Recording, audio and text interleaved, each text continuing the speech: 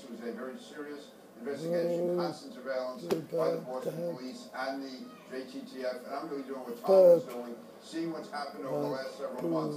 I think at this stage, I think it's a good assumption, but I can't say that as a fact, that this was ISIS-inspired. There just seems to be too many similarities. But again, we'll have to wait till it fully comes out. The fact that this individual, Osama Rahim, was under surveillance 24/7 for, what, 2 years, and then all of a sudden they decide to go out yesterday morning and question him early in the morning. Is that, do you believe, the result of what happened outside of Dallas and Garland, Texas a couple of weeks ago? There's a more aggressive nature now to try to deal with these potential threats? Well, it might be a heightened awareness, but usually they don't move on a person until they believe that the plot might be becoming operational. But again, I'm only assuming based on past practices. But no, actually Garland heightened people's awareness, but even before that, you saw what happened in New York. We know that ISIS is doing this type of recruiting, and we know that more people are being recruited over the internet.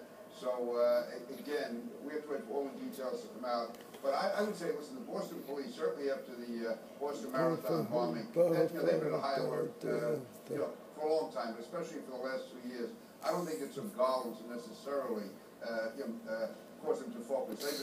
They focus, and Bill Evans, before Ed Davis, are very, very focused commissioners. Do you have any idea how many people in the United States are under 24/7 surveillance by the FBI and other law enforcement, the Joint Terrorism Task Force? Because that's a pretty big deal, and it uses a lot of manpower to undertake that kind of 24/7 surveillance. Yeah, I can't give you a number. Well, if you're at 24/7, that takes a lot of bodies to carry out that type of surveillance.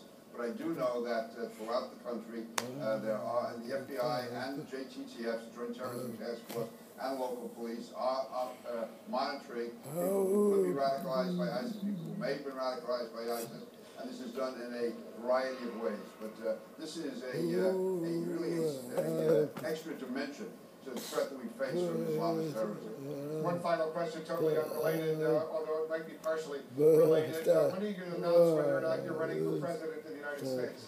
Again, well, I'm still looking at that. As I told you, I will make sure you're the first to know. It's going to be presumably soon, right? I can't wait too much longer, put it that way. All right. A lot of other people are trying. I don't know if you've noticed, a whole bunch of other Republicans have already announced that they're running for president. And we'll see what you decide, Congressman. Thanks very much.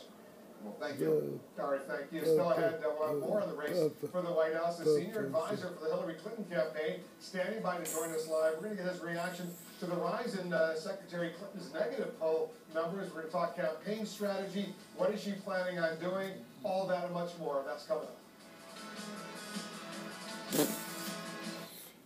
New York State is reinventing how we do business by leading the way on tax cuts. We cut the rates on personal income taxes. We enacted the lowest corporate tax rate since 1968. We eliminated the income tax on manufacturers altogether.